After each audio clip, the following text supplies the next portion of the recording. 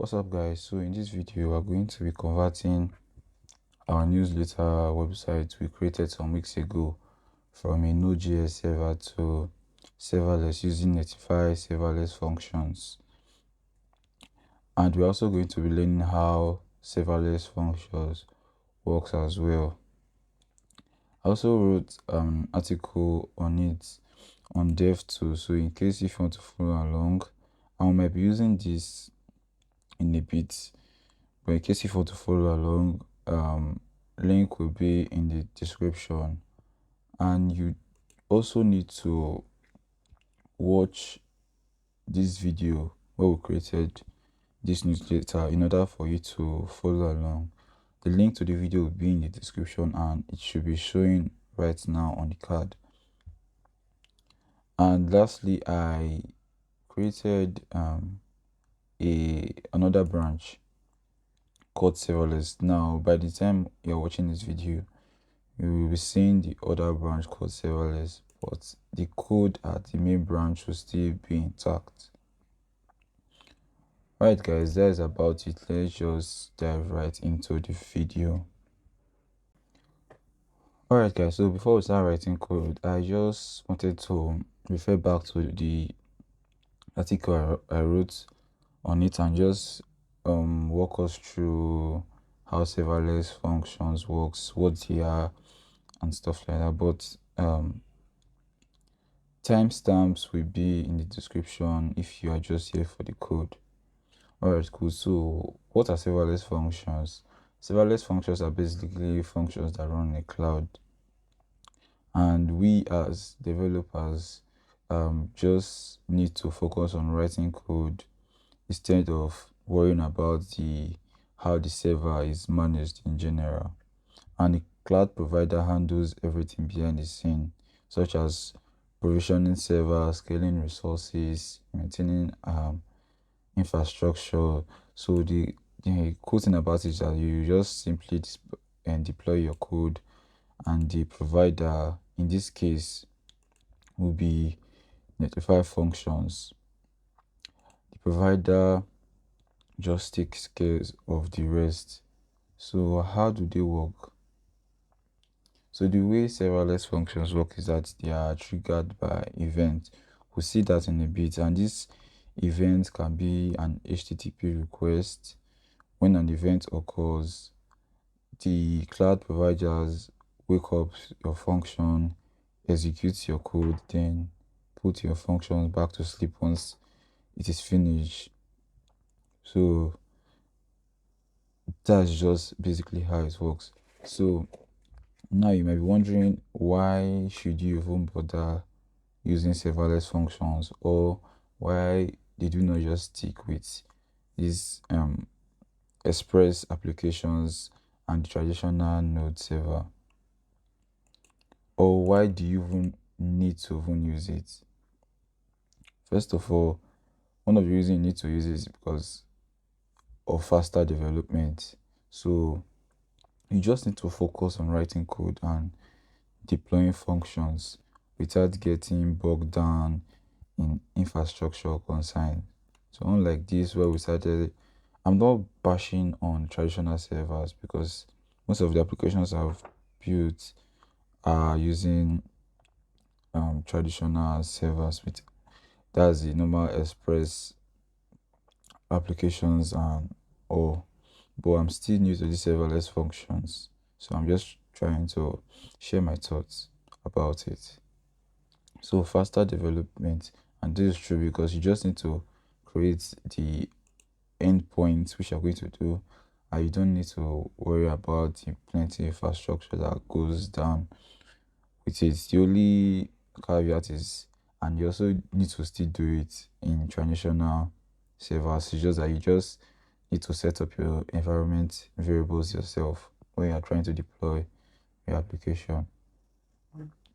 Another reason why you should use is scalability. So serverless applications scale automatically based on demand, so you don't need to worry about provisioning or providing extra servers during peak traffic. So when your website has a lot of traffic, you don't need to start looking around providing extra servers. You just have to add different endpoints. And last one right here says it's cost effective, obviously, because you only pay for the resources you use. So since serverless functions are event driven, which means if, because we are going to see that in a bit. So in our case, when we try to add a subscriber, it just only hits that specific event that the user is trying to do. So you only charge for that specific event. All right, cool. So we need to look next on the types of serverless applications. There are two main types that I found on the internet. The first one is HTTP triggered functions, which we are going to use, and they are basically invoked by HTTP requests such as get, post, put, delete, and stuff like that, making them ideal for building APIs and web backends. The second one is event triggered functions, and I've not really used this that much to really talk more about it, but it says here that it responds to various events like changes in databases, file uploads, or message queries, or message queues rather. So there are some pros and cons of serverless, and we need to skip on the pros because the pros are actually the benefits of using it. So we just go to the cons. One of the cons is vendor locking. So the code might be specific to the cloud provider, such as Netlify functions. I think Vercel has their own functions as well as their own serverless functions as well. Another one is limited control over on underlying infrastructure, and this is one that I found people complain about, is this code start times. So some functions might experience delay in execution, especially the first time after deployment. And if it's just like using a service called render. They have free tier, and render has a policy of 15 minutes. I think, is it 15 minutes or 50 seconds code start? So this is kind of similar. So when you've not used that particular event for a period of time, it's going to take, but it's not going to take as long as 15 minutes. I think when I experimented with it, it took about 5 seconds or less. So let's see the cloud providers for serverless. The first one says, or the first one right here is AWS Lambda by Amazon Web Service. There's one called Azure Functions by Microsoft Azure, and the third one is Google Cloud Functions by Google Cloud. So I've not really used these two, and the platform we use to host our websites such as Netlify or Vercel, they use AWS Lambda under the hood, and that's why AWS Lambda is often considered the most mature and feature serverless computing platform, because Netlify and I keep pronouncing this wrong. Netlify and Vercel are built on top of AWS Lambda, and they both use it for their serverless functions. Alright guys, so I think by now we have understanding on how serverless functions work. You can go through the article because there are some things I didn't talk about that you can also just read. Alright guys, so let's start writing the code. Okay guys, so as you can see, first of all, I've already created the separate branch, or another branch called serverless, and if you notice as well, there's no backend folder because I've gotten rid of it. So if you clone the main repo you can just get rid of the backend folder, and you also need to install this Mailchimp API package and .env on your front-end folder in this package .json file. I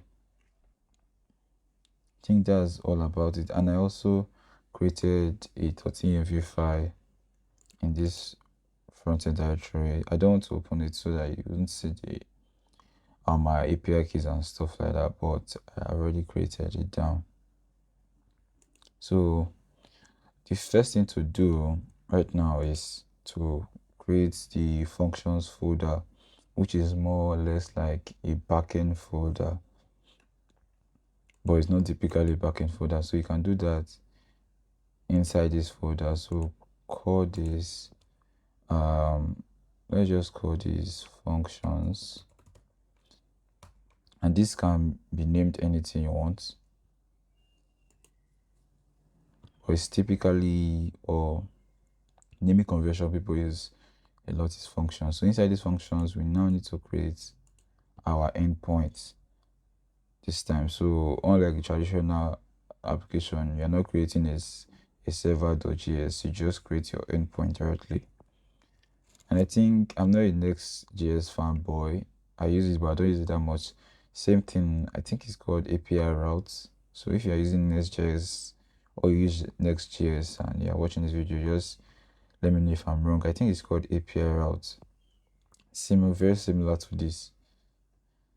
Okay, so we'll create our endpoint and we'll call it, I think we called it subscriber.txt. So inside this now, all we just need to do is to head back and copy this code in our backend, but we're going to make some changes to it. So copy this code and paste it right here, and we need to be getting rid of some stuff. Right now we don't need express, we don't need calls, we don't need these two right here. So we also don't need this, we don't need this, we don't need this. Okay, for this, what we need to do is to get rid of everything right here. And all we should say is just exports dot handler, if I can spell correctly, equals to async function. Alright, so we just need to make the changes right here. Alright, I think I'm still getting an error because this should take in an event. Yeah, so this is the event I was talking about earlier. So now we just need to make some few tweaks. Now, just for this video, this will also work if you don't write it, but I just wanted to show it. So we talked about HTTP requests such as get, post, put, and delete. Now the method we're going to be using, or we use in the using the traditional servers, was post. So we can just say if the event.http method is equals to post, then we need to do some things. So let's copy all this in and paste it. So if you also don't add this stuff right here, this if check, it's still going to know if it's a post or it's a get request. So I just decided to just add it so you get the basic understanding. Then we just need to make changes to this. So this will be await, and we need to pass it. So json.pass be event.body. Then also what we need to do, because all these are okay, we just need to return this time instead of using rest. So we just return, and the status code, this should be status code, not status bar, should be 200, and the body right now should be JSON.stringify. Should be a response. So we need to get rid of this one. For the error, if you remembered when we were writing the code for, let's go back to the app file first. For this, when we're checking for error, because this is a TypeScript, we made some, or wrote some if check. I believe that is what we're going to do, or this time I think we just need to bypass it, and this should be any. Then we can just get rid of everything here and say, let's just say console.error should be, let's just say error subscribing.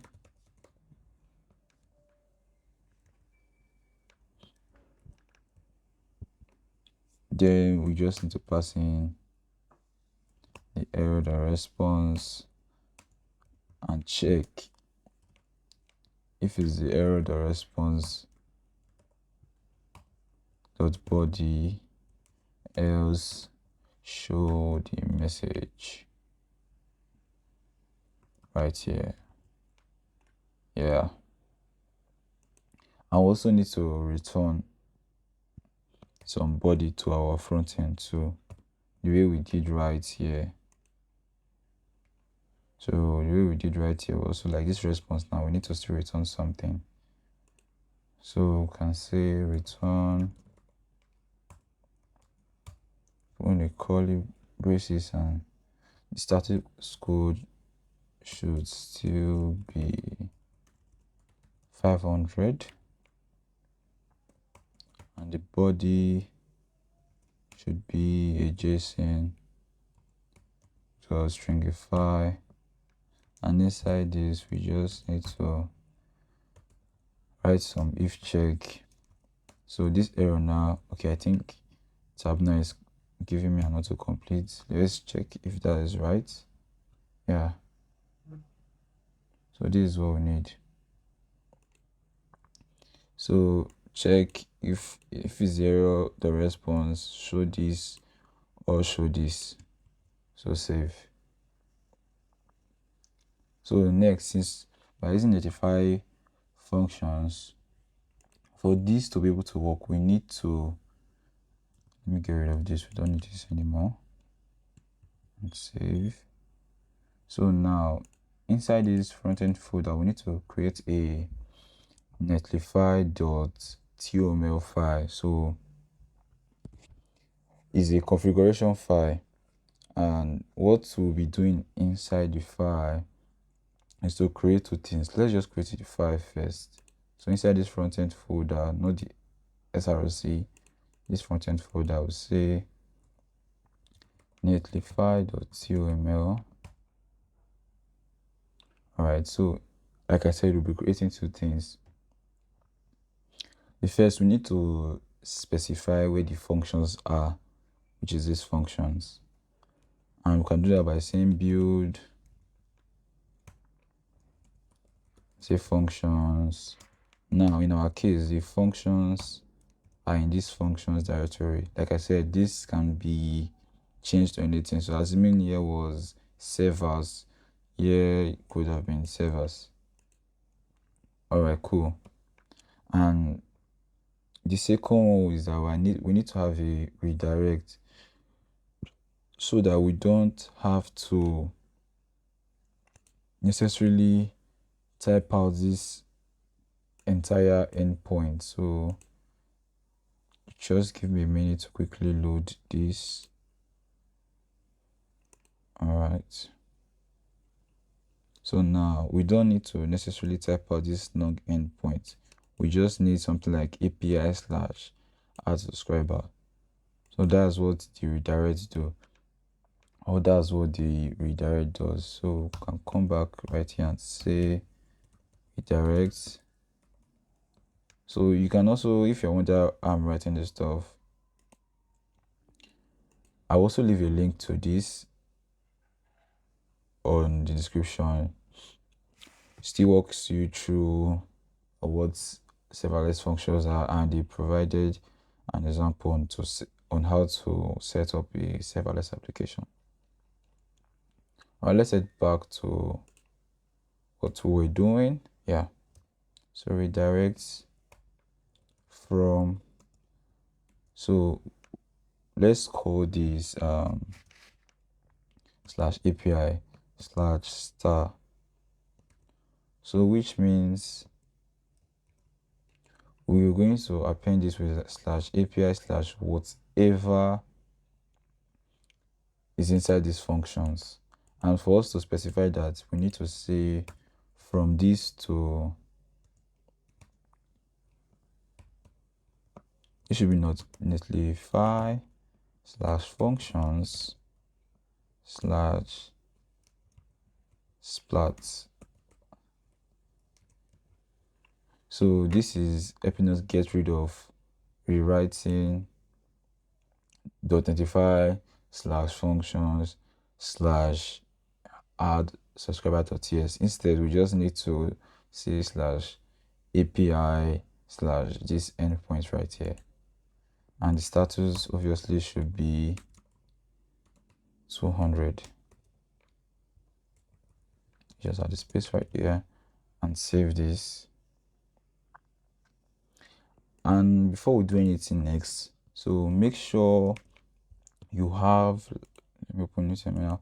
Make sure you have Netlify CLI installed in order to run this locally with this command. So in case if you don't have it installed, I do have it installed, but you can just run npm i-g netlify-cli.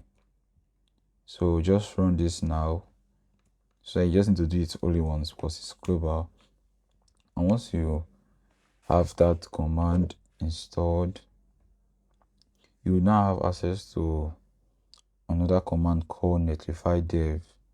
So what this netlify dev does in a nutshell is that it basically sets up a local development server that runs both your front end and serverless functions on the same port. So unlike the traditional where we had the front end was at 3000 and the package was, I think it was 5000, then we used calls to like accept cross, I think it's called proxy, yeah.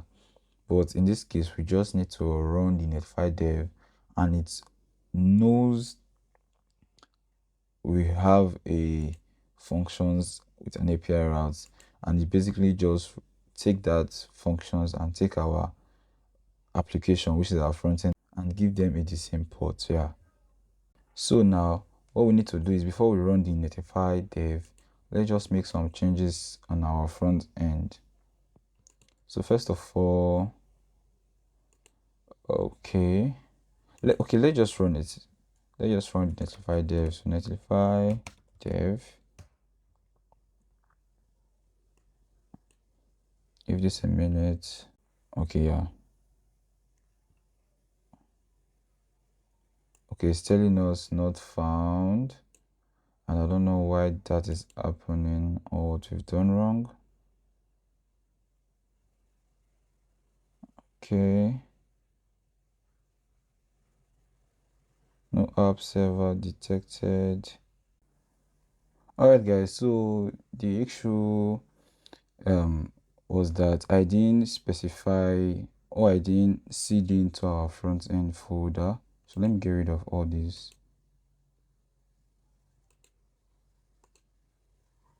Okay, so I didn't seed into our front end folder. So if I was reading it from this newsletter, not from this front end folder, which our code is written, which we stored our code rather. So we need to seed into the front end folder first. And now I observe something, and this is quite new. So head over to your config file, your vid config file, then just get rid of this.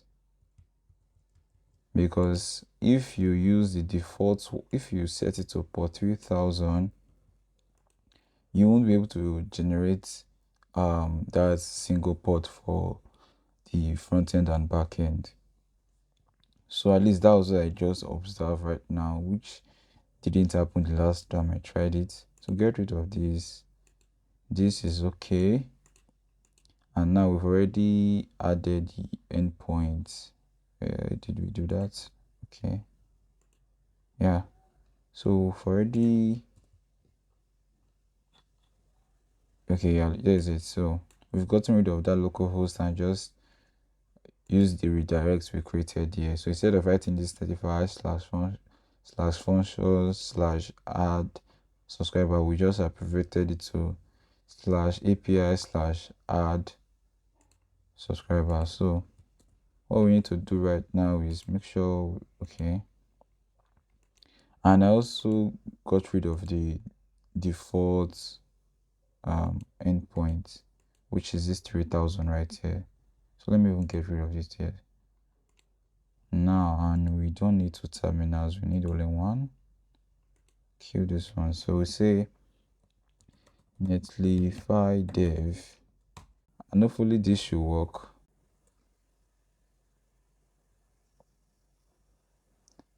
Yeah, waiting for framework. Okay, yeah, this is what we need.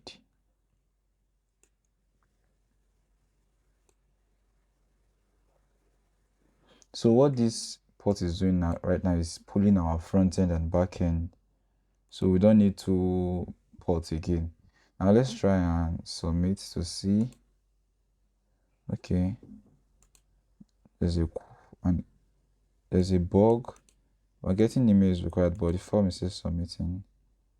Here's what we need to do right now is to just, okay, yeah, this value should not be blank.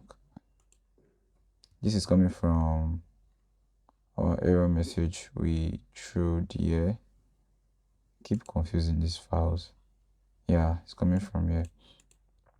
From this place in particular. Alright, so let's go back to our app, and we validated it here. But let's just add it here and say if there's no email, just return.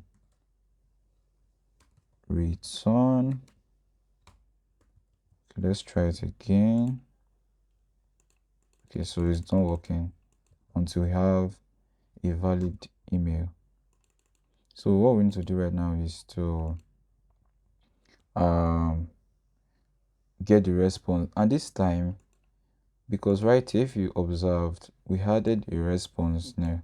So what we need to do is we need to do the same here. So we should add a response here, because if we remove this response and we try adding a new user, we're going to see that user on our database right here, or on our MailChimp dashboard rather, but we won't get that username or that user email won't show.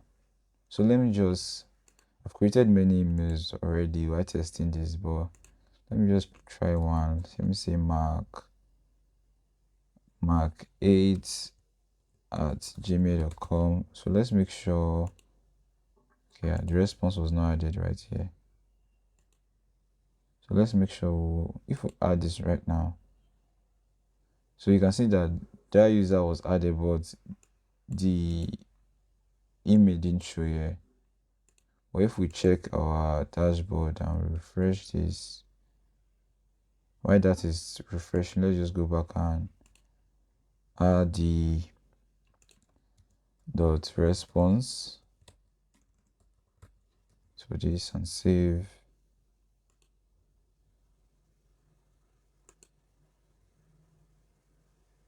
Okay, while that is loading up, let's just now add, let's use this one now. Here you say 39, and hopefully let's just refresh, because I didn't know if that refresh. So let's just say 39, and hopefully we should get this Gmail. Yeah, so it's showing right here. And if we come back, this is still taking some time to do. Okay, so this is the first one we just added. We added recently, and this is the one we just added. So guys, that's the end of the video. Do leave a like and subscribe if you found the video helpful. And once again, if you didn't watch when we created this, that should be in the card you should be seeing right now.